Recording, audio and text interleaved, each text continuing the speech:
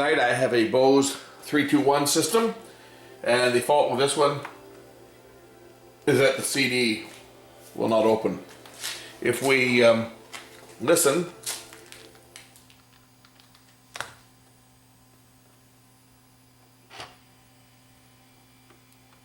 we can hear the motor running, but it's not opening. So I believe if we probably get this front panel up, okay, there, the front panel pops out like that, and then we can press these catches down, and then the whole front panel should just lift off like this, and it'll just lift up like that. And then we'll have to undo this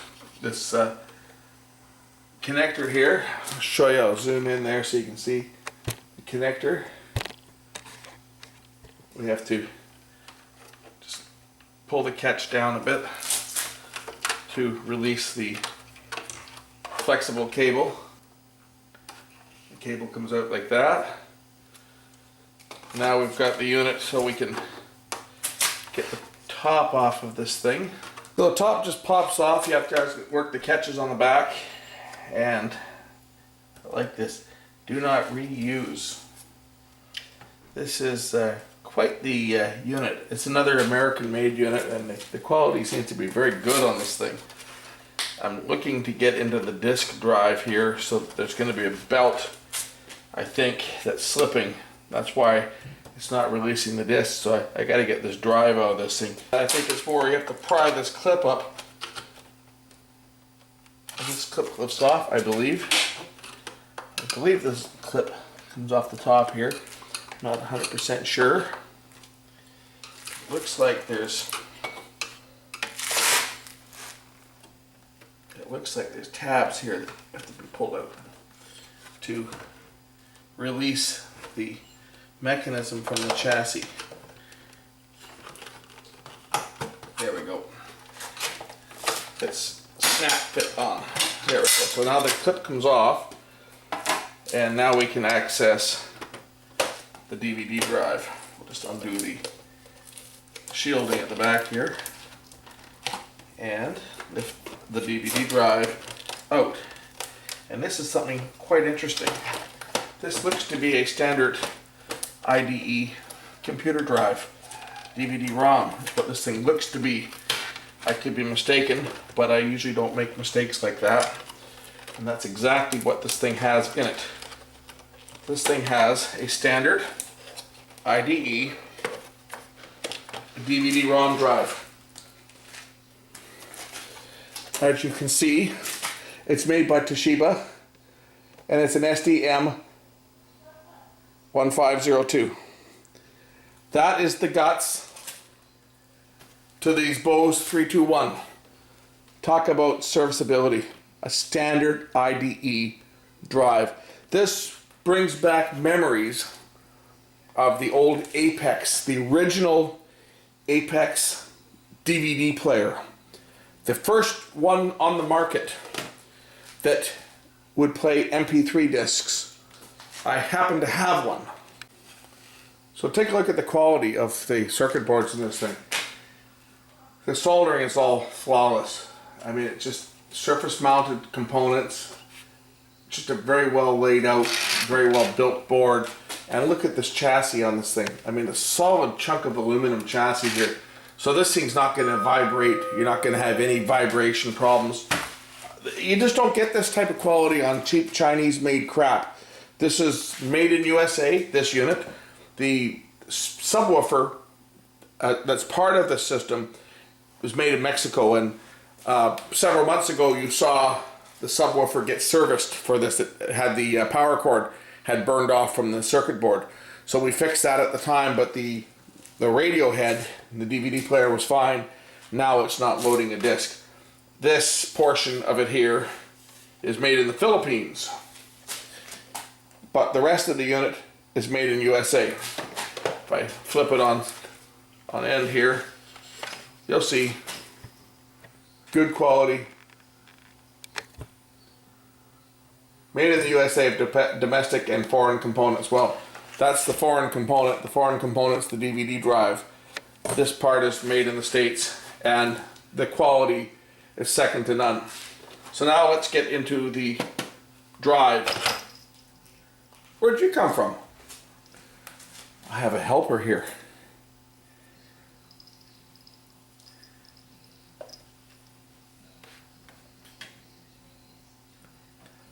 I have a helper here that's getting in my way. We've removed the screws from the bottom of the DVD drive, so the top should just lift right up off of it, like should. The bottom will come off too. They will lift out the bottom, and of course we also want to lift the top off because the motor is going to be, you're in the way.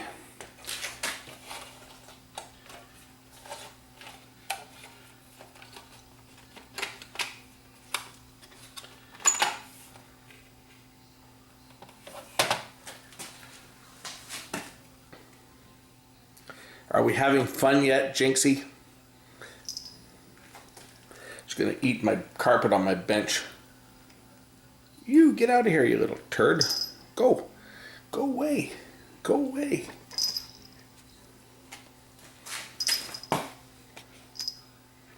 Okay, time for you to go. Say goodbye. Say goodbye to YouTubers. Just release the catches, I think, here. The front should come off like that. I should take off this front nose piece, and then we should be able to lift the rest of the unit apart, I think. I may have to release the door first to do that. Our loading motor is going to be this one right here.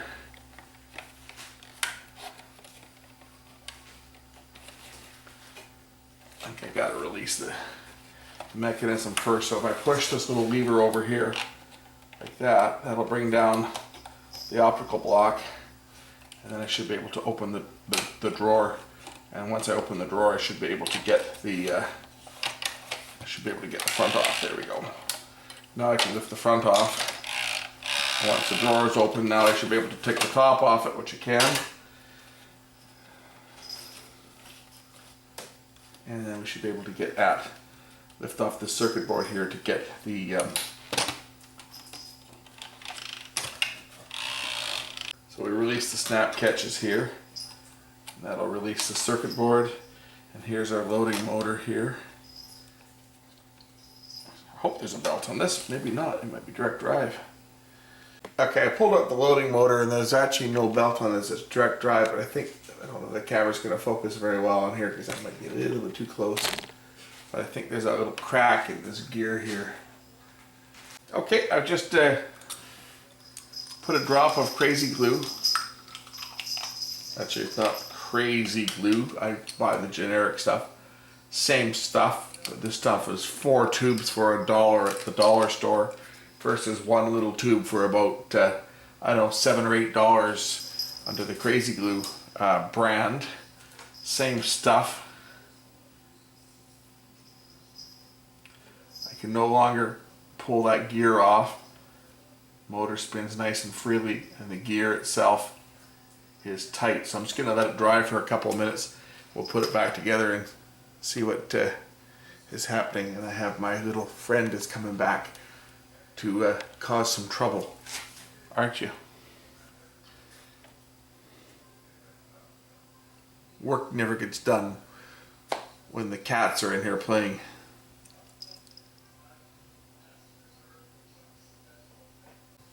Okay, to reassemble the motor, we're just going to take it and again open the little clips up a bit here and drop the motor in place. It just drops down like that.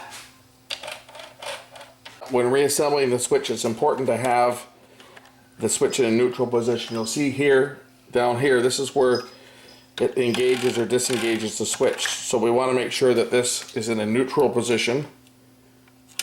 So we're just going to adjust the mechanism slightly so that the switch is not being pushed one way or the other when we reassemble the little circuit board. That way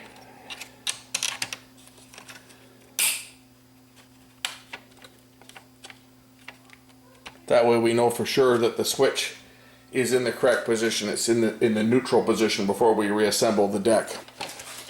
Switch assembly in place.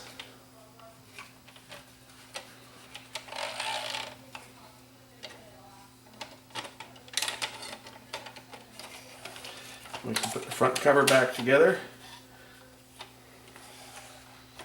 Put the bottom on the unit and reattach it and see whether it's going to hold this time.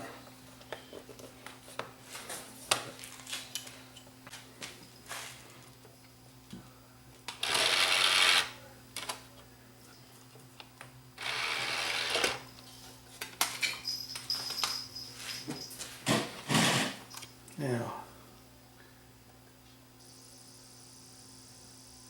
should play. I don't know if I'm on the right source or not. I guess I have to switch this over to the correct source. I don't have the remote control for this thing, so I hope it's going to work. I don't have the speakers either, other than the subwoofer, but it looks like that is playing. Chapter 0. Okay, let's just see if I can make this thing play. Okay, it seems to be playing now. I'm just going to flip my monitor over to the correct input. Let's see if I've got a picture. And I have a picture, as you'll see. And we should probably hear some subwoofer sound. I don't have the speakers other than the subwoofer. That's it. But it is playing. So there we have this unit fixed. So our problem, initially I thought it was going to be a belt. Cat's getting in the way again. But there are no belts on this thing. It was a cracked little loading gear. And I thought I could try a different drive, but no, sorry, that doesn't work with Bose. They're checking for the firmware on the drive and it won't recognize another drive if it doesn't have the correct firmware on it. Sneaky of them. That forces you to go to Bose and buy the drive, and I shudder to think what that drive cost. But a DVD-ROM drive is worth about $25, but I'm sure one from Bose is probably several $100s, because that's just the way they do things to keep people coming back to buy their original equipment. But it looks like this is going to be fine. I just was able to fix it with a bit of crazy glue. We'll hit the eject button again here. Open this thing up. There we go. Close it. It is working. Now we can put the big catch back on the top here, the big spring that says do not reuse. See, they even want you to buy another one of these. Do not reuse.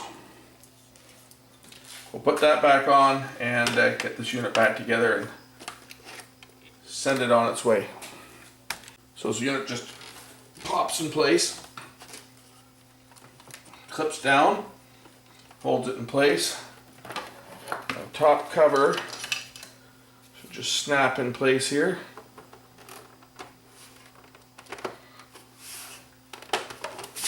Like that.